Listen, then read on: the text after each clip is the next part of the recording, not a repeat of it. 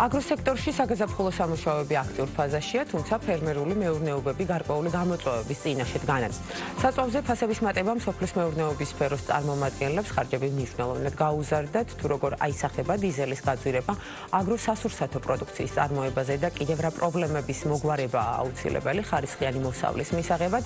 დეტალებით ქრისტინა გამთენაძე შემოგვიერთდება პირდაპირ ეთერში. ქრისტი, მოგესალმებით და გისმენთ. თათია, გამარჯობა. როგორც იცით, ირანში მიმდინარე საომარი მოქმედებების დაწყების შემდეგ საწვავის გაძვირების ტენდენცია საქართველოსაც როგორც ნავთობ იმპორტიორ ქვეყანაზე უკვე ასახულია. განსაკუთრებით გაზრდილია დიზელის ღირებულება და ფასი ზოგიერთ ბენზინგასამართ სადგურზე 4 ლარსსა და 12 თეთრს შეადგენს. დიზელის გაძვირება ერთ-ერთი გამოწვევაა, რის წინაშეც დღესდღეობით ფერმერული მეურნეობები დგანან. სექტორის წარმომადგენლები ამბობენ, რომ მაშინ როცა საგაზაფხულო სამუშაოები აქტიურ ფაზაშია შესული, საწვავის გაძვირება ფერმერებს ხარჯებს მნიშვნელოვნად უზრდის, ეს კი საბოლოო ჯამში ბუნებრივია წარმოებული პროდუქციის ფასებზეც აისახება. შესაბამისად, მოლოდინია, რომ აგროსასურსათო პროდუქტზე ფასები მოიმატებს, გაძვირებული საწვავის გარდა კი აგრობიზნესი გამოწვევად ელექტროენერგიისა და სარწყავი წყლის ფასების მატებასაც ასახელებს. ეს დიდი გამოწვევა არის სამუშაო ძალა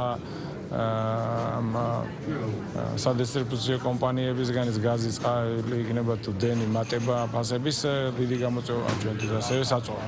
ეხლა როცა ხრანთესვის პერიოდი დაიწყო და ყველაზე მეტი მოხმარება, პიკური მოხმარება გვაქვს საწვავის, მაშინ ეს სრულიად რო ხდება, რა თქმა უნდა, გამოწვევა. პროპორცია სულ არის საფრთხე. დიზელის ფასი საკმაოდ გაიზარდა. რა თქმა უნდა, ეს ჩვენთვის პირდაპირი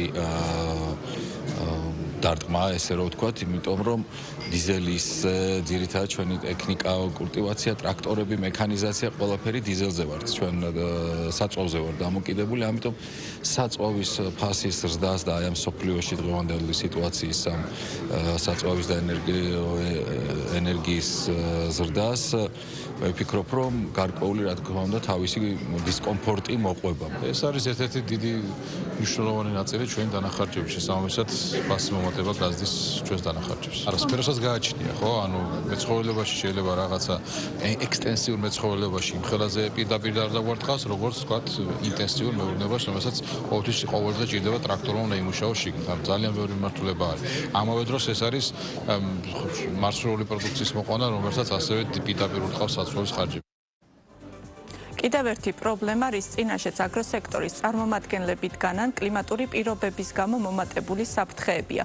ამ ფონზე ფერმერები აგროდაზღვევის მნიშვნელობაზე ამახვილებენ ყურადღებას და ამბობენ, რომ აგროდაზღვევის სახელმწიფო პროგრამა კიდევ უფრო მეტად უნდა გაფართოვდეს ასანაზღაურებელი ზარალის დათვლისას კი სადაზღვევო კომპანიებსა და ფერმერებს შორის დღეს არსებული გარკვეული გაუგებრობები მინიმუმამდე შემცირდეს. მე მაღალ რისკიანი სოფლის მეურნეობის დარგის წარმომადგენელი ვარ. ჩვენი რისკები დაკავშირებული არის როგორც გეოგრაფიულთან, იმიტომ რომ საოკუპაციო ხაზთან საკმაოდ ახლოს მდებარეობს ჩვენი მეურნეობა, ასევე ამინდის რისკებთან. ამინდის ერთ-ერთი პარამეტრი სეტყვის საწინააღმდეგო სისტემების მეშვეობით პრაქტიკულად გამოვრიცხეთ, როგორც ჩვენთვის ზიანის სერიოზული ზიანის მომყენებელი, მაგრამ არის ეგეთი ფაქტორი, როგორც არის საგაზაფხულო ყინვა, რომლის მიყენებული ზიანის აღმოსაფხრელად პრაქტიკულად არ არსებობს არც სადაზღვევო დახმარება, არც სხვანაირი სისტემები ჯერჯერობით ქვეყანაში. ძალიან დიდი გამოწვევაა, ძალიან ძვირიჯდება, არ არის ეს ადვილი. სოფლიოში გაზურებული ამ გლობალური კატაკლიზმების გამო სადაზღვევო კომპანიები ასე ადვილად არ იღებენ რისკს და დიდი თანხები სჭირდებათ, მაგრამ რაც იქნება საშუალება, ეს სახელმწიფოს გადასაწყვეტია, რა თქმა უნდა, მაქსიმალური უნდა ჩადონ, რომ დაუზრიონ გლეხს და კონდეს მოტივი, რომ განადგურების შემთხვევაში, რომ აუნაზღაურდეს, რომ შემდეგ წელს ისევ განაგრძოს ეს ინვესტიციები. ესია მსოფლიოში ყოველ შემთხვევაში. პრობლემური არის უფრო დისკომუნიკაცია დაზღვევასა და დამზღვევის შორის.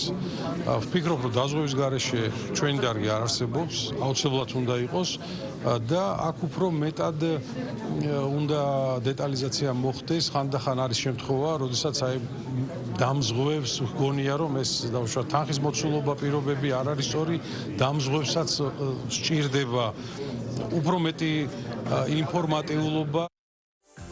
მე შეგახსენებთ, რომ 2026 წელს აგროდაზღვევის სახელმწიფო პროგრამის ბიუჯეტი 17 მილიონი ლარია, რაც წინა წელთან შედარებით 2 მილიონით მეტია. პროგრამაში 5 სადაზღვევო კომპანიაა ჩართული.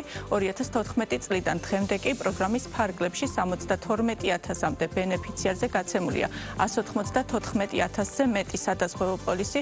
ანაზღაურებული ზარალის საერთო მოცულობამ კი ამ დროისთვის 92 მილიონ ლარს გადააჭარბა.